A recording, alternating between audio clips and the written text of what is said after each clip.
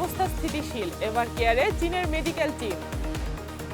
Plot দুর্নীতি মামলায় হাসিনার 5, রেহানার 7 ও টিউলিপের 2 বছরের কারাদণ্ড।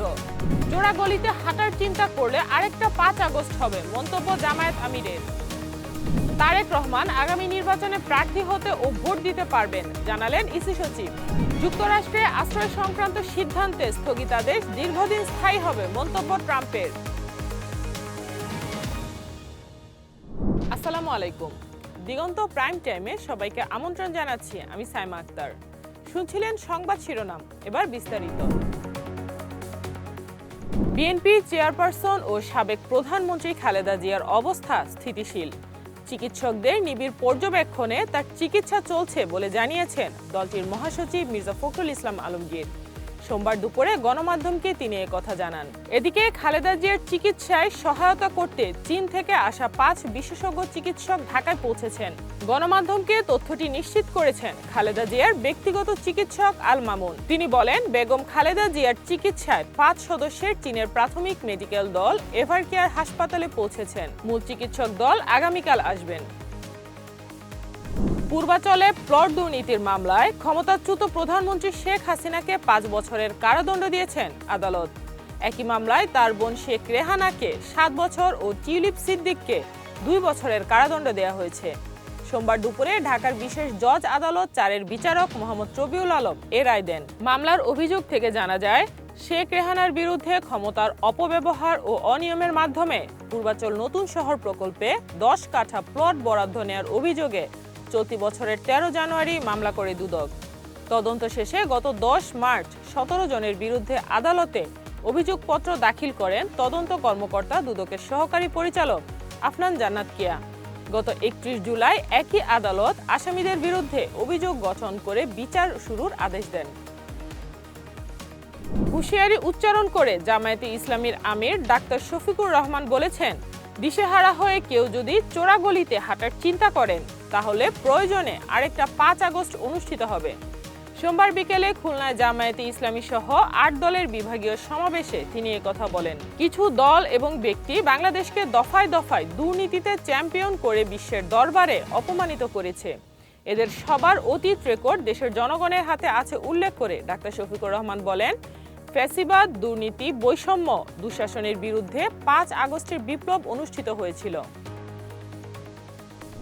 বিএনপির ভারপ্রাপ্ত চেয়ারম্যান তারেক রহমান আগামী জাতীয় সংসদ নির্বাচনে ভোট দিতে পারবেন এবং প্রার্থীও হতে পারবেন বলে জানিয়েছেন নির্বাচন কমিশনের সিনিয়র সচিব আক্তার আহমেদ। সোমবার রাজধানীর আগারগাঁওয়ে নির্বাচন ভবনের নিজ কার্যালয়ের সামনে সাংবাদিকদের একথা বলেন তিনি। আক্তার আহমেদ বলেন, তারেক রহমান এখনো ভোটার হননি, তবে আবেদন সাপেক্ষে ও কমিশন চাইলে তিনি আগামী সংসদ নির্বাচনে ভোট দিতে ও প্রার্থী হতে পারবেন। এ সময় আওয়ামী লীগ নির্বাচন করতে পারবে না এমন মন্তব্য করে তিনি বলেন, অন্তর্বর্তী সরকার ফেব্রুয়ারির প্রথমার্ধে একটি অবাধ, সুষ্ঠু ও শান্তিপূর্ণ নির্বাচন আয়োজন করবে। বিএনপিতে যোগ দিয়েছেন সাবেক অর্থমন্ত্রী শাহ এম.এস. কিবরিয়ার ছেলে রেজা কিবরিয়া। সোমবার গুলশানে বিএনপির চেয়ারপারসনের রাজনৈতিক কার্যালয়ে এক অনুষ্ঠানের মাধ্যমে আনুষ্ঠানিকভাবে বিএনপিতে যুক্ত হন তিনি। যোগদান অনুষ্ঠানে মির্জা ফখরুল ইসলাম আলমগীর জানান, তার মেধা ও দক্ষতা নতুন বাংলাদেশ বিনির্মাণে সহায়ক হবে। দল ক্ষমতায় গেলে দেশ গণতান্ত্রিক ও অর্থনীতিতে সমৃদ্ধ হবে বলেও ইতিবাচক বার্তা দেন বিএনপি মহাসচিব।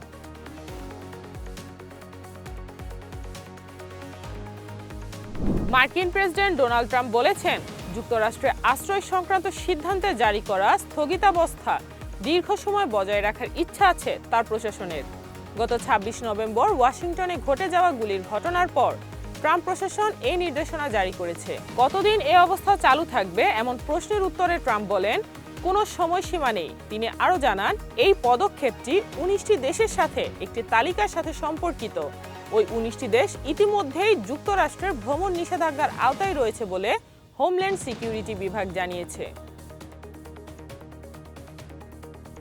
এবার খেলার খবর। বাংলাদেশ প্রিমিয়ার লিগের 12তম আসরকে সামনে রেখে অনুষ্ঠিত হলো জমজমাট খেলোয়াড় নিলাম। পুরো নিলাম জুড়ে আলোচনার কেন্দ্রবিন্দু ছিলেন মোহাম্মদ নাইম শেখ। 1 কোটি 10 লাখ টাকায় এবারকার আসরের একমাত্র কোটিপতি ক্রিকেটার হিসেবে তাকে দলে টানল চট্টগ্রাম রয়্যালস। কোটির খুব কাছে থাকা তাওহিদ হৃদয় 92 লাখ টাকায় গেলেন রংপুর রাইডার্সে। একই দলে জাতীয় টি-20 অধিনায়কও পেয়েছেন ৭০ লাখ। ৬৮ লাখ করে ঢাকা ক্যাপিটালস পেলেন মোহাম্মদ সাইফুদ্দিন ও তানজিম হাসান সাকিব পেয়েছেন রাজশাহী ওয়ারিয়র্স। এরপর ৫৬ লাখে শামীম হোসেন পাটোয়ারি ও নাহিদ রানাকেও দলে নিয়েছে ঢাকা ও রংপুর। দামি খেলোয়াড়ের তালিকায় পরের নামগুলোতেও চমক দেখিয়েছে Noakhali Express. Rising star Habibur Rahman সোহানকে ৫০ লাখ টাকায় দলে ভিড়িয়েছে নোয়াখালী।